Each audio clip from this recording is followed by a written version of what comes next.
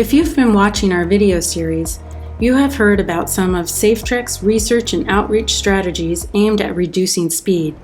The fundamental questions now are, where do we go from here, and how do we slow down? Now we want to more explicitly share solutions for reducing speed and ways you can get involved in efforts to reducing speeding in your community.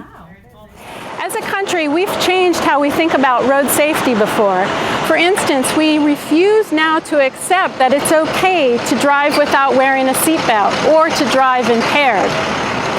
Now, while we're working on all forms of road safety and making progress in those areas, we need to pay particular attention to speeding right now.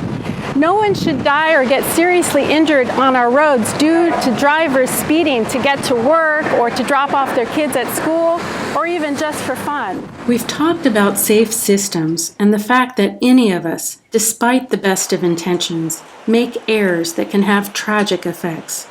We all at times divert our focus, have a lapse in judgment or attention. Safe systems provide a buffer for these inevitable mistakes. We all have a responsibility to create and maintain transportation conditions that can protect everyone, especially our most vulnerable community members from those inevitable human errors.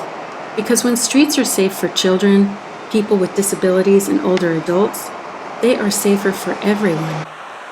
We also know that communities of color, specifically Black or African American and American Indian or Native people, bear a disproportionate burden.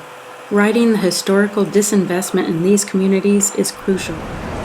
Equity takes into account historic disparities in transportation systems in terms of thinking about what are we building, where are we building, how are we building, and with whom are we building. Equity is inherent in creating built environments that are safer.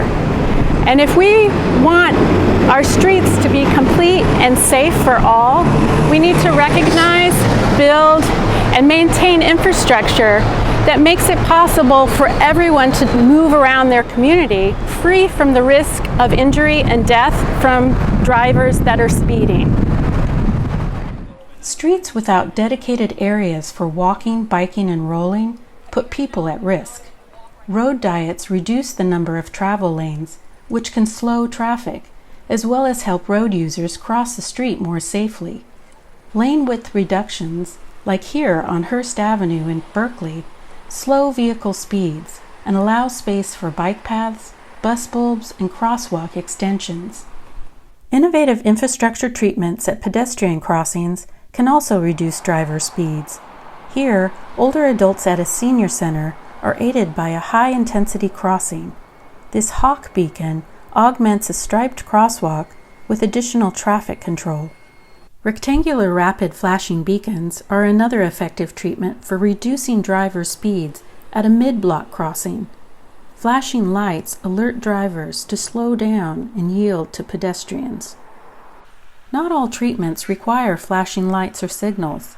A traffic circle is a proven and effective countermeasure that slows speeding drivers in residential neighborhoods.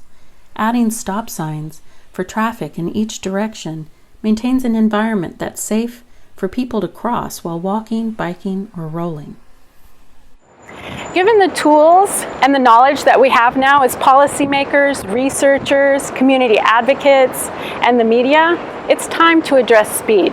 It's also time to shift the narrative from one of blame and fault to that of collaboration and taking action. Speeding is bigger than just one driver's lapse in judgment or distraction or their perceived need to get somewhere faster than safety will permit. We all need to work together to achieve zero traffic deaths and injuries.